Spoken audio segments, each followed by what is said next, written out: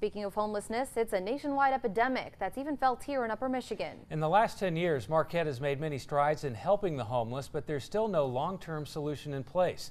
TV6's Alex Klein takes a look at homelessness in the Marquette area in part one of a two-part series.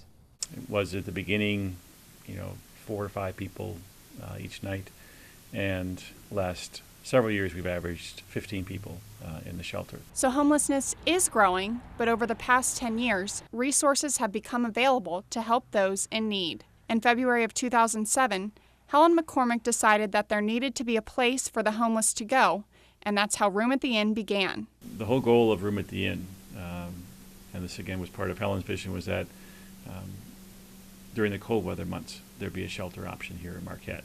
And so from mid-September to mid-May, there was going to be a shelter. So since November 2007, 12 churches around Marquette County take turns giving homeless people a meal and a place to stay at night. And when the shelter closes at 6 a.m., volunteers serve breakfast and lunch at the Room at the Inn Warming Center. And we serve approximately 2,000 meals every month with food that we don't buy. It's almost all donated. And that's, again, the reason that we're able to continue with our mission, because of the generosity of the Marquette community. Room at the Inn also has a guest advocate who helps the homeless take care of basic needs and make a plan towards independence. This season already we had 2 people move into housing, and we have a few that are in the process of hopefully getting into Grandview. Francis McDonald is one of these applicants. He's been staying at Room at the Inn on and off for the past 8 years while being homeless. You have a mat to sleep on. You're warm. You have a hot meal. You're off the streets. You're out of the elements. Otherwise, you're sleeping behind dumpsters, in dumpsters, cardboard dumpsters, behind buildings.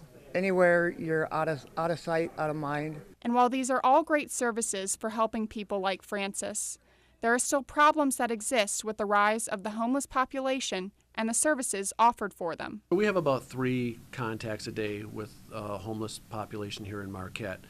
This could range anywhere from vagrancy, trespassing type complaints, all the way up to criminal sexual conduct, prostitution. And a lot of these interactions are with people who are from other states and counties. There's resources available to them in Marquette that aren't available in other communities, and so certainly that's attractive if you're homeless to come to Marquette. And that's the challenge Marquette City Police and those working with the homeless are currently facing. Right now, Room at the Inn is in the planning stages of creating a permanent housing structure for the homeless, which will hopefully help with disturbances and give the homeless a higher quality of life. Tomorrow, in part 2 of this series, we'll take a look at homelessness in the Keweenaw area.